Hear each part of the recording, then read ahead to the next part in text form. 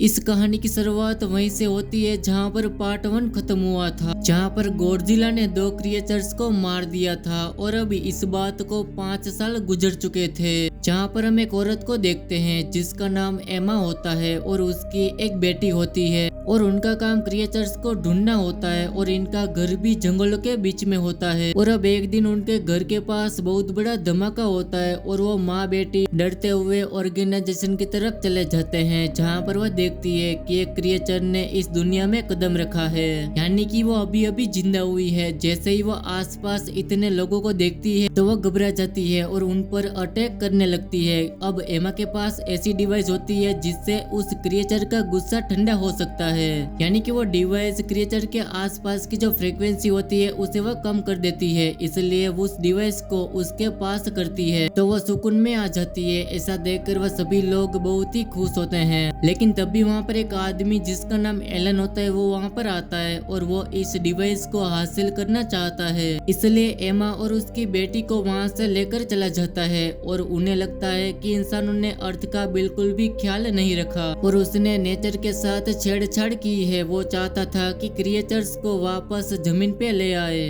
वो एमा को और उसकी बेटी को दूसरी ब्रांच में ले जाता है जहाँ पर एमा के ऑर्गेनाइजेशन की मीटिंग होती है और इसी ऑर्गेनाइजेशन के और भी साइंटिस्ट यहाँ पर होते हैं और वो चाहते हैं कि हम नेचर की हिफाजत करेंगे। और उसी ऑर्गेनाइजेशन में से एक डॉक्टर को पता चलता है कि एमा और उसकी बेटी को किडनैप करके यहाँ पर लाया गया है। और ये सुनते ही एमा के हस्बैंड के पास जाता है और वो डिवाइस इसी ने ही बनाई थी। डॉक्टर उसे अपने मशीन के बारे में बताता है लेकिन वो नहीं मानता। इसके बाद वो बताता है कि इससे तुम्हारी बेटी और तुम्हारी बीवी वापस आ सकती है और अब उसे काफी मनाने के बाद वो मान जाता है और वो समुद्र के नीचे अपने कंट्रोल रूम में चले जाते हैं जहाँ पर इन लोगों की ऑर्गेनाइजेशन की ब्रांच थी। वहाँ पर इन लोगों ने एक एक क्रिएचर्स को ट्रैप करके रखा हुआ था और वो इसलिए यहाँ पर आए थे ताकि वो इस क्रिएचर को ट्रैप कर सके। इसी के साथ वो गॉडजिला को भी ढूंढने की कोशिश करते हैं लेकिन बहुत ज्यादा ढूंढने पर भी उन्हें गॉडजिला का सिग्नल नहीं मिलता। लेकिन तब भी अचानक से फ्रीक्वेंसी बहुत ही ज्यादा तेज हो जाती है। ऐसा लग रहा था कि जैसे गॉडजिला बहुत पास में है और वो गुस्से में है। सभी लोग डर जाते हैं लेकिन तब भी उन सभी को गॉडजिला दिखाई देता है क्योंकि वह समुद्र के अंदर था और वहाँ पर लगे हुए शीशे को तोड़ रहा था। दरअसल गॉडजिला समुद्र से ही अलग अलग जगह पर जाया करता था। तभी उसे लगता है कि वहाँ पर एक बहुत बड़ा डेंजरस क्रिएचर है, इसलिए वो एंटार्क्टिका जाता है। वो उस क्रिएचर को ढूंढने के लिए जाता है। इन सब को भी पता चल जाता है कि गॉडजिला का वहाँ जाना उसके पीछे क्या पर्पस है, यानी कि वो वहाँ पर क्यों जाना चाहता है, इसलिए वो भी उसका पीछा करते हैं। लेकिन जैसे ही वो वहाँ पर पहुँचते हैं तो वह देखते हैं कि वहाँ पर बहुत बड़ा खौफनाक ड्रैगन है और उसके 3 सर होते हैं और उसे किंग गिदोरा कहते हैं। लेकिन इस ऑर्गेनाइजेशन ने उसे सुला कर रखा हुआ था और वो एक्टिव नहीं था।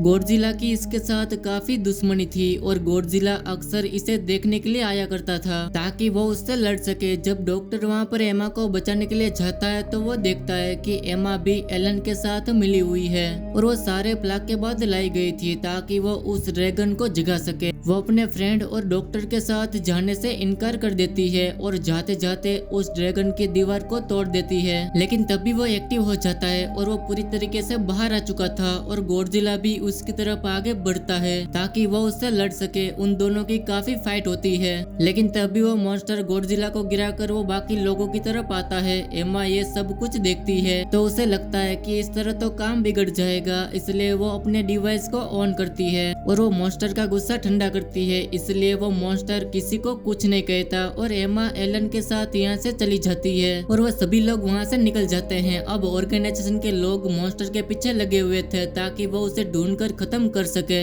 लेकिन तब भी एमा उन्हें वीडियो कॉल करती है और वो कहती है कि मैं तुम लोगों को बताती हूँ कि मैं दुश्मनों के साथ क्यों मिली थी। तुम इसलिए काबिल थे कि तुम्हारे साथ रह जाता, तुम तो क्रिएचर को और नेचर को नुकसान पहुँचाते हो और मैं एक एक करके सभी क्रिएचर्स को आजाद कर दूंगी। तुम लोगों ने जमीन के साथ बहुत ही बुरा किया है लेकिन यही क्रिएचर्स हमारी मदद कर सकते हैं क्योंकि इनकी बॉडी में रेडिएशन है, यानी कि वो जहाँ जहाँ जाएंगे वहाँ पर अपनी रेडिएशन से वो वापस जमीन को ठीक कर सकेंगे। ऑर्गेनाइजेशन के लोग कहते हैं कि ये क्रिएचर इंसानों को मारना चाहते हैं तो तुम कैसे अपना साथी उसे समझती हो। वो कहती है कि तुम्हारी सोच ही गलत है, सदियों से हम उसके साथ रहते आ रहे हैं, सब कुछ बैलेंस में था, हम उन्हें कुछ भी नहीं कहते थे और वो भी हमें कुछ भी नहीं कहते थे, हम उनका ख्याल ख्याल रखते थे, लेकिन अब तुमने इनके साथ बुरा करना शुरू किया है। और वो कहती है कि मैं इन्हें आजाद करके ही छोड़ूंगी। और इसी के साथ वो कॉल को कट कर देती है। अब जैसा कि एमा ने कहा था कि बाकी क्रिएचर्स को वो आजाद करेगी, इसलिए वो अपने मिशन पर निकल जाती है। सभी लोग बहुत ही परेशान में थे कि इसी तरह ये करते रहे तो हमारे लिए बहुत ही मुश्किल हो सकता है।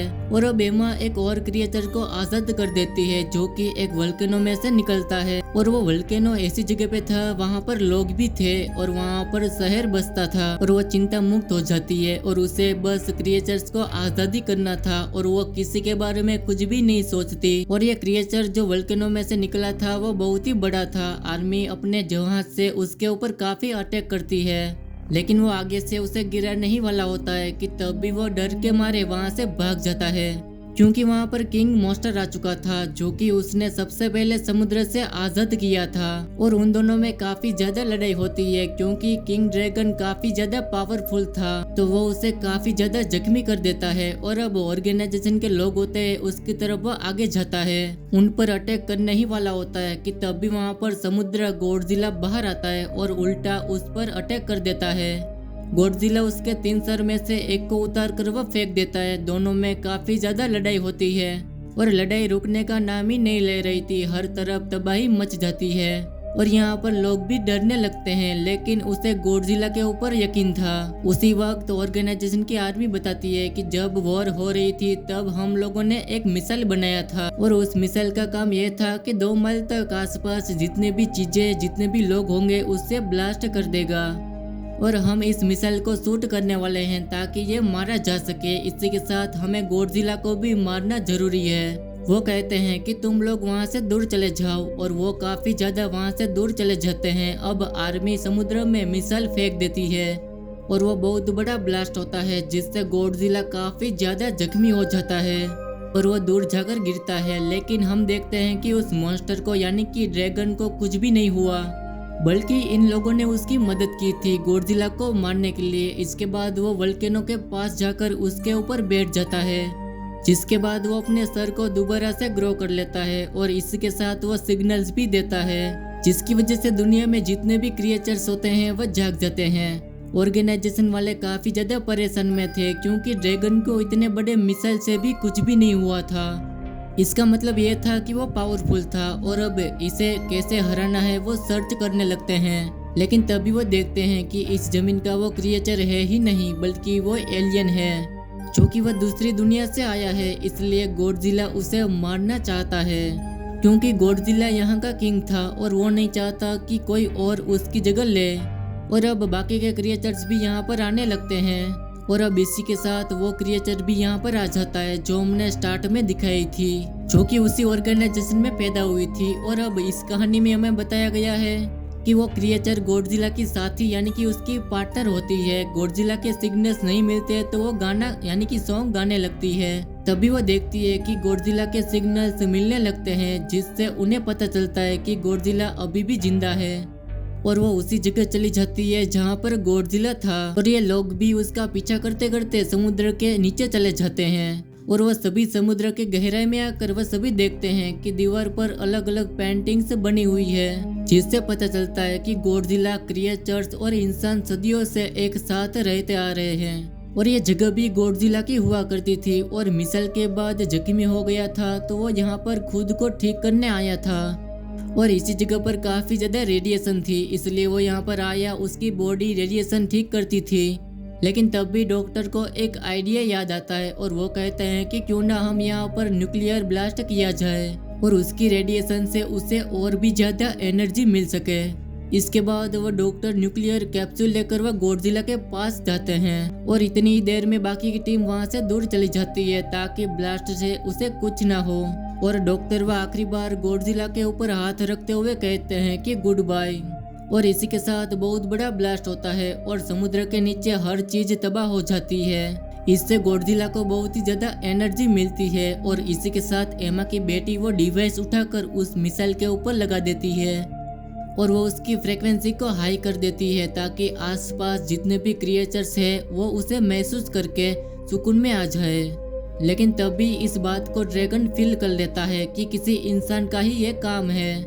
फिर वो उस लड़की के पीछे जाता है ताकि वो उसे मार सके। लेकिन तब भी गॉडजिला तुरंत वहां पर आ जाता है और ये सभी गॉडजिला की हेल्प कर रहे थे ताकि गॉडजिला वो मॉन्स्टर को हरा दे।